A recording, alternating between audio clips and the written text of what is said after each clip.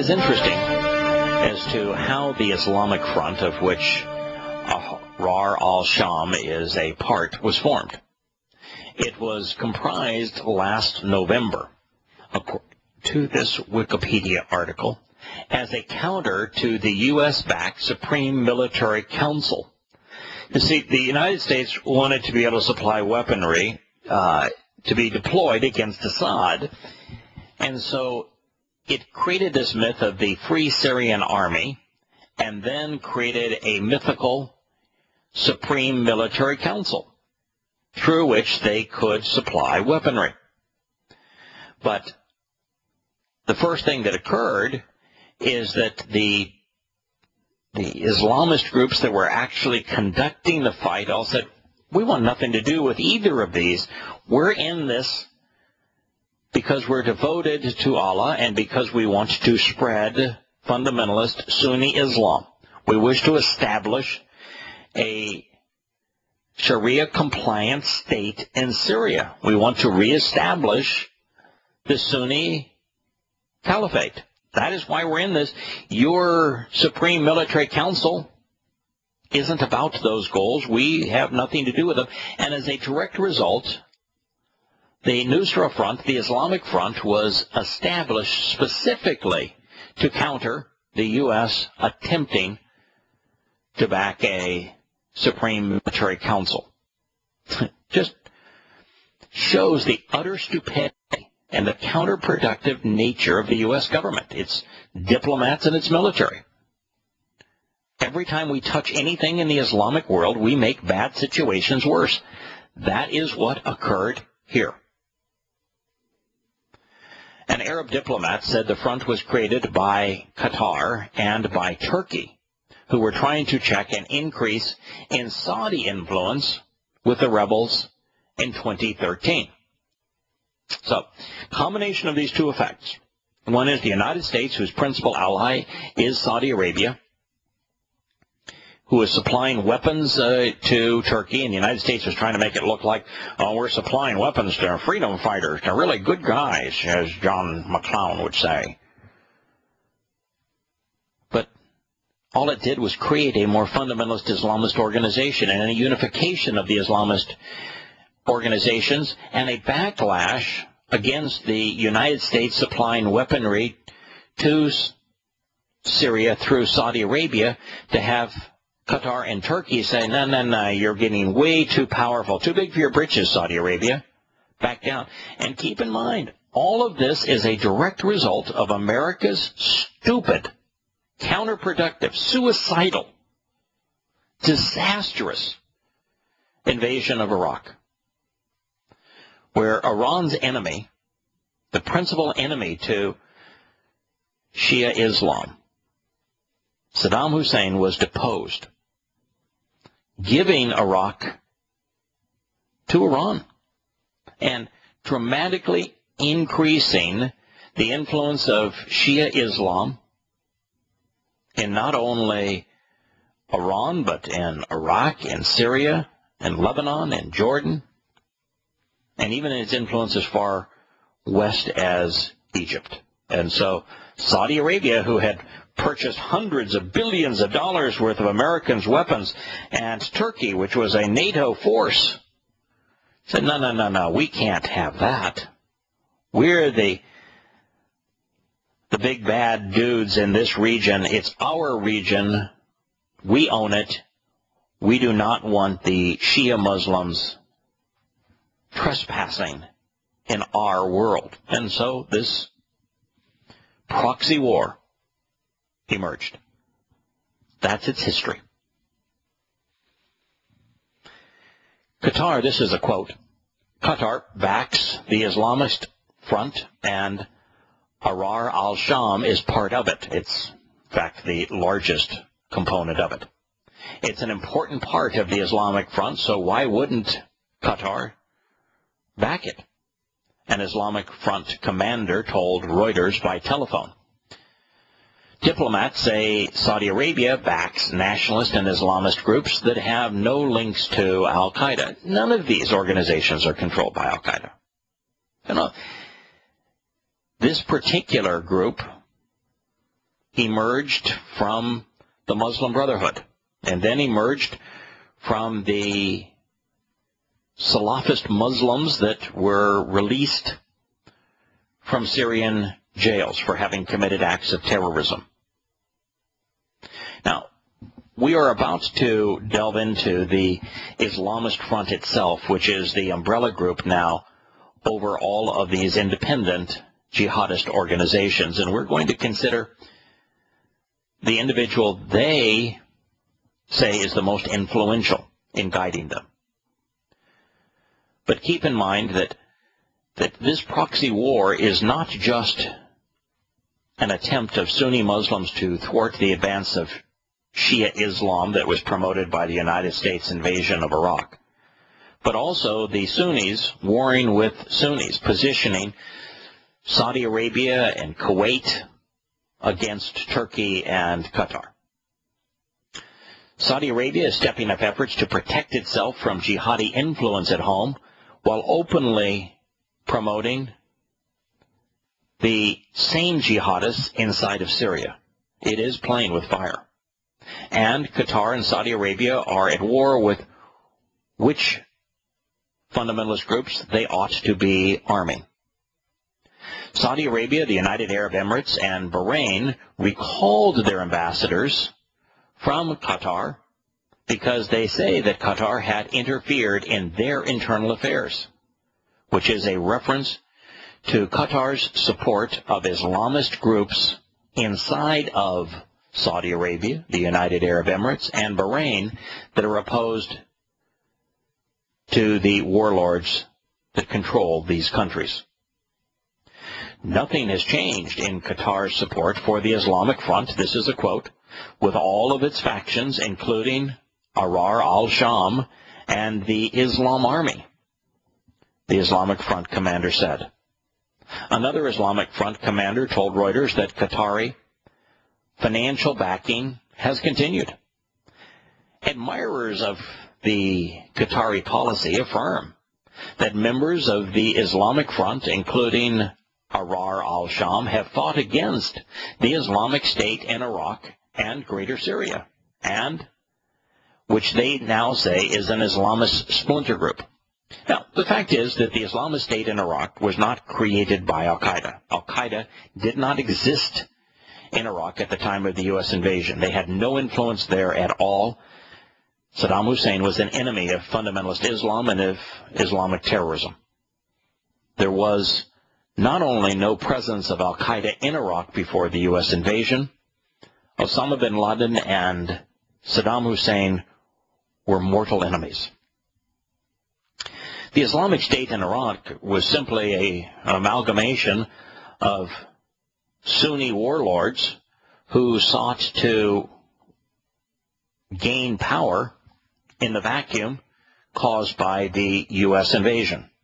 But unfortunately, the U.S. invasion decided that it would give one person one vote and couldn't count, and ended up giving Iraq to the Shia Muslims in Tehran. The Grand Ayatollah al-Sistani, who is an Iranian mullah, played the United States, its diplomats, its politicians, and its military for fools. And so now the Islamic State in Iraq serves as a terrorist organization to terrorize its way to influence in what is now a Shia state. They say this realization that the Islamic State in Iraq and Greater Syria, this notion that it is an Islamic al-Qaeda splinter group, has only occurred because al-Qaeda has said, we have never had any influence over them. We have never had them be an affiliate of al-Qaeda, and we have no use for them. And so you look at what Osama bin Laden said of them and what Ayman al-Zawahiri is saying of them, and you recognize that the Islamic State in Iraq and Greater Syria is not associated with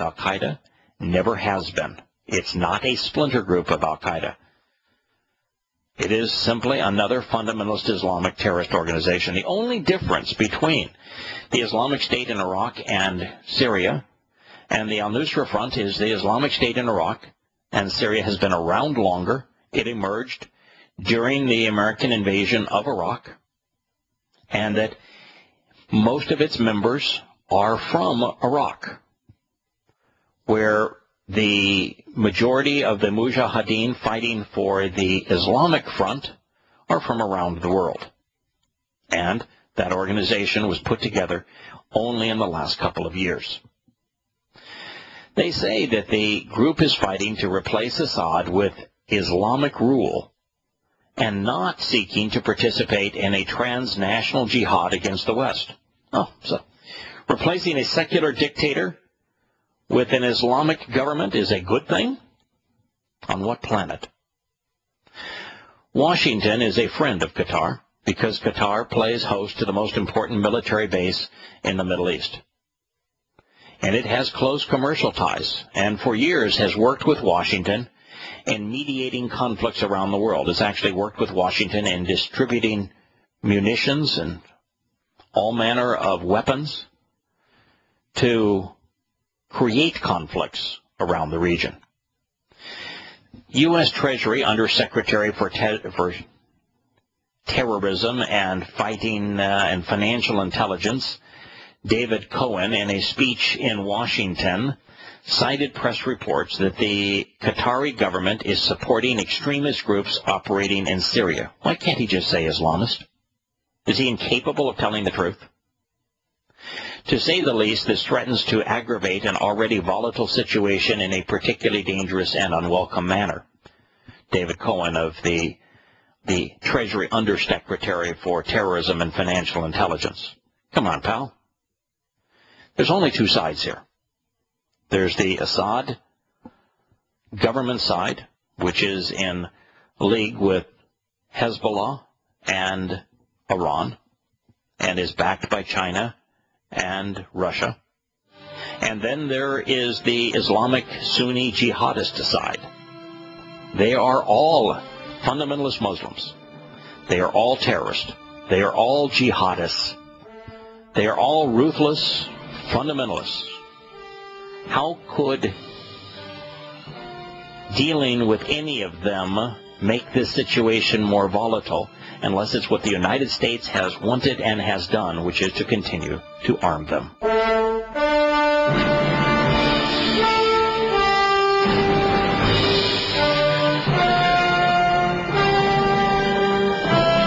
Welcome back to Shattering Myths. Since these various terrorist organizations have merged to operate under a unified title, the Islamic Front, the old name al-Nusra Front and Jabhat al-Nusra has gradually faded from the headlines. But since this is the umbrella under which these organizations are now operating, the name of the group that emerged to be the most vital, to be the most aggressive, to be the most effective in fighting the government, the secular government of al-Assad, it's important that we study who they are and who they are receiving their guidance from. It's called the Front of the People of Greater Syria. The group announced its creation in January of 2012 during the Syrian war. Since then, it has been described as the most aggressive and most successful, or at least one of the most effective rebel groups in Syria. The group has been designated as a terrorist organization by the United Nations, by the United States, by Australia, and by the United Kingdom. In April of 2013, the leader of the ISIS, the Islamic State in Iraq and Syria, released an audio statement announcing that Jabhat al-Nusra was its branch operating in Syria. The leader of al-Nusra, Abu Muhammad al-Jalini, responded by denying that any merger had taken place. This resistance group is generally described as being made up of Sunni Islamist mujahideen. Its goal is to overthrow the Assad government and to create a pan-Islamic state under Sharia, the moral and religious code, the law of Islam. And it aims to reinstate the caliphate. It encourages all Syrians to take part in the war against the Syrian government and to adhere to these ambitions.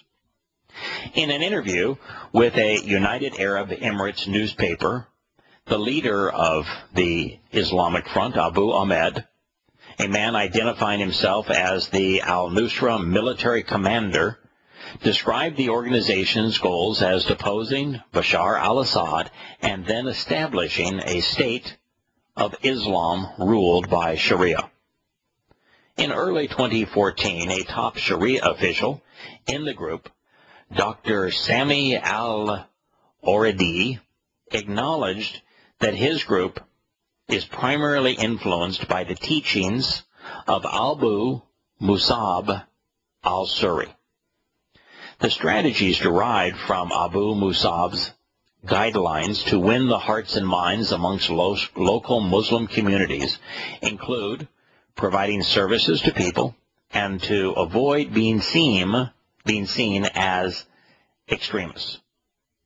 Members of the group are accused of attacking religious beliefs of non-Sunnis in Syria, including the Alawites. New York Times journalist C.J. Shiver cites, quote, some analysts and diplomats, end quote, as noting that al-Nusra Front and also the Islamic State of Iraq and Syria, quote, can appear less focused on toppling the Assad government than on establishing a zone of influence spanning Iraq's Anbar province and the desert areas between Syria, and eventually establishing an Islamic territory under their administration. Members of the group have referred to the United States and Israel as enemies of Islam and have warned against Western intervention in Syria unless it is to provide them with the weapons that they desire. Now let's take a look, now that we know the nature of this organization, what their goals are, who they view as their enemy. It's interesting that America would be arming an enemy of America. Let's look at the individual, this Abu Musab al-Suri, and what he has written so that we understand the influence, the persuasion of these particular jihadists. Well, he was born as Mustafa ben Abd al-Qadir Set Maryam Nassar. We'll just call him Nassar for short. He, according to Wikipedia, is a suspected al-Qaeda member and writer. The truth is actually far more interesting. He has held, I should say, Spanish citizenship since the late 1980s, following a marriage to a Spanish woman. He is wanted in Spain today for the 1985 El Descanso bombing, which killed 18 people, and in connection with the 2004 Madrid train bombings, where 191 were killed.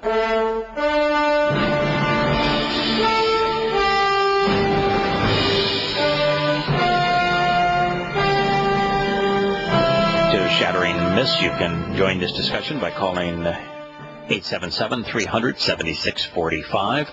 Glenn has done so, and I suspect has a comment that is germane to the subject of the Islamic Front and this really fine, upstanding fellow named either al-Suri or Nasser, depending if you like his given name or taken name. Good morning, Glenn. Or afternoon, depending on where you may be. Yes, good afternoon from the mid-Atlantic of the East Coast. Yeah. As I listen to you speak of these personages and groups and movements and that sort of thing, I can see in my mind's eye the whole geopolitical picture coalescing over time. And what it seems to me is that over the next 12 years or so, it must necessarily be the case that the present style, philosophy, and values exemplified in the person of Vladimir Putin with regard to Russia must necessarily be displaced by a more malignant, malevolent, vehement, and violent ideology favorable to militant Islam, such that it could function as the hooks in the jaw that drag Russia and the surrounding republics down against Israel. Yeah, I'm not so sure that all of that is true, but it's worth our discussion. The present philosophy wouldn't seem to be so inclined. Yeah, let's speak about it a little bit here. One of the reasons that I enjoy discussing the actors and the groups that they have formed in the Syrian war is, even though they are despicable, even though they are reprehensible, what it does demonstrate is the reprehensible and the despicable nature of America's government and its military and its diplomats for arming them and supporting them.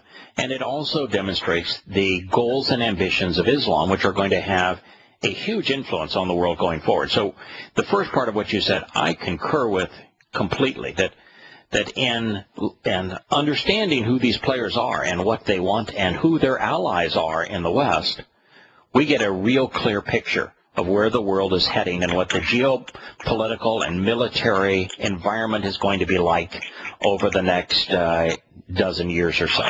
So we're in complete agreement there. Now, as it relates to the Muslim population of the Caucasus region of what was previously the USSR and now is comprised, with exception of the Chechen region, of independent Islamic countries, all with a stan after their name. I do not think that Putin's style of being opposed to Islam has to prevail for tens of thousands of Muslims to leave the Caucasus region and to come to war against Israel. Now, that isn't to say that there aren't a lot of Muslims in Russia, apart from the independent Turkmenistan and other countries that were formed when the USSR failed. So I'm not so sure that Putin has to change for them to engage in what will be the greatest of the three jihads. There was a great jihad in Afghanistan, there was a great jihad now being fought in Syria, and the ultimate jihad will be the one that's brought to bear against Israel. Why do you think that Putin's kind of strong leadership needs to go away for them to engage? Well, I'm saying that my perception of him is that he is a Russian nationalist. Mm-hmm. And that when everything shakes up, this is going to be, it's the globalists don't want any strong nations, nation-states, national monetary systems or anything like that. Everything's got to come under this compromise of, the globalists. And so I anticipate that he himself will be displaced. Yeah, I agree with that. Yeah, I agree with that. Now, to this extent, I agree with that. Putin is a nationalist. He's not a globalist. Obama is a globalist, not a nationalist. A nationalist is someone who values the citizens of their country first and foremost, and is really only concerned with the citizens of their country, and will tamper in the world at large only when it has a significant influence on the fate of the citizens of their country. I mean, I would rather have a Putin than an Obama, for example. Now, as the New World Order coalesces under a singular economic system, and perhaps even under a singular military in the future, it is true that for that to happen, you could have to have a internationalist as opposed to a nationalist as the head of one of the world's most powerful nations, Russia. the question then becomes, is that going to occur? China is the same thing. China is really more nationalist than it is internationalist in its focus.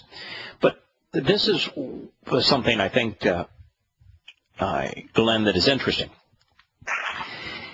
While we know that there is going to be an international currency, and we're going to have significant influence from an individual who is going to come out of a small, relatively new nation like Macedonia, and is going to then pull together a couple of more of these small, newly formed nations, and then bring another 7 into his coalition, is going to have influence in the world. Whether or not we end up with a unified one-world government, one world economic system, or just that this is the move we have towards economic systems, and we still have the United States, Europe, China, and Russia as the most powerful players still vying against each other, I don't know if that's really clear. We could still, I suspect, and reading about Yahowah's condemnation of the United States as an antagonist during the tribulation, I suspect that, there's probably room for Russia and China to continue to be nationalistic while the United States and Europe are nationalistic, don't you think? Well, sure, and especially, and attitudes, like right now we have all these international enclaves of so many different kinds, whether they're UN or EU or G8 or whatever, G20, you name it, Davos.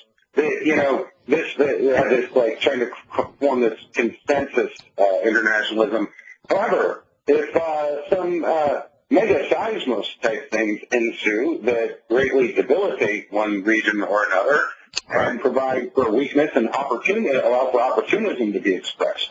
Right. Think, maybe we don't have to be so consensual. They're kind of weak and tied up at the moment with all their natural disasters. Yeah. Maybe we'll go ahead and do this. Yeah, well, there's going to be some major events in the world, and you've mentioned one of them. Let's speak of some of these major events that are going to polarize the world and going to make the world very different than we experience it now.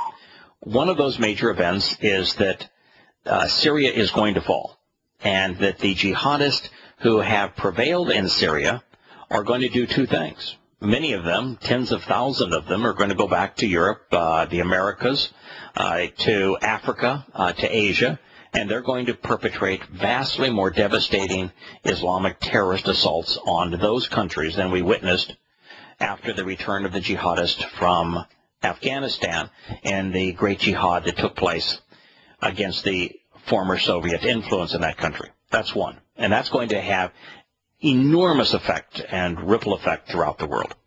Number 2, we're going to witness more than 100 million and probably upwards of 150 million Muslims from around the world, certainly from the 50 majority Islamic states comprising the vast preponderance of this, but also jihadists from every country around the world are going to flood into Israel for what they will call the Great Jihad.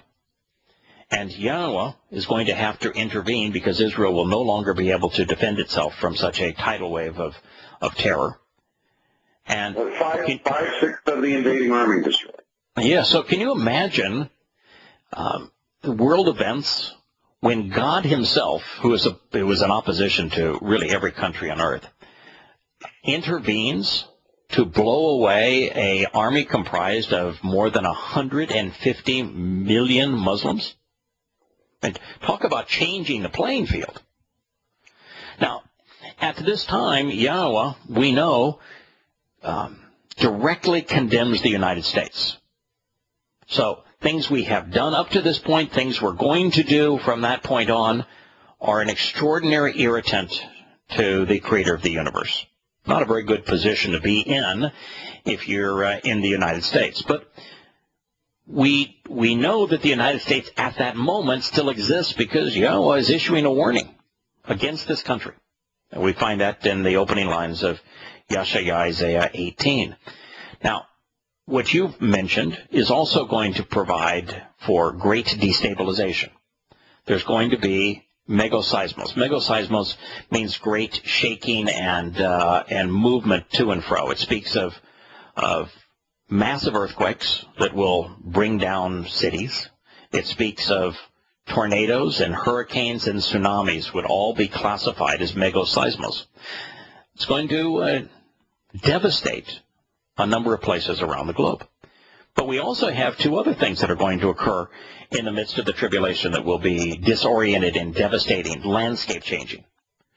The side of, or maybe even the sides of, volcanic islands fall into the sea, creating great tsunamis.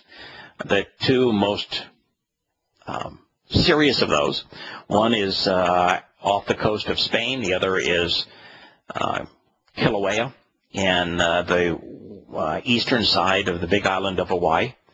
If those were to happen, the west coast and the east coast of the United States would be gone. Or El Hierro on Cumbre Vieja, the Canaries. That is correct. That is the one. And then there, according to Yahowah, in the midst of the tribulation, Apophis, which is called by science MN 2004, which is the most serious asteroid consideration that has ever been depicted. God says that it's going to impact, and he didn't tell us where, but it wipes out much of the world's shipping capability.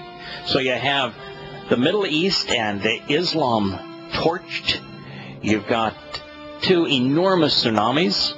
You have earthquakes galore. You've got an asteroid strike. The world's going to be a very different place in about 15 years. So stay with us, Glenn. We'll talk more about where all of this is leading and why it's important for us to know when Shattering Myths continues after the break.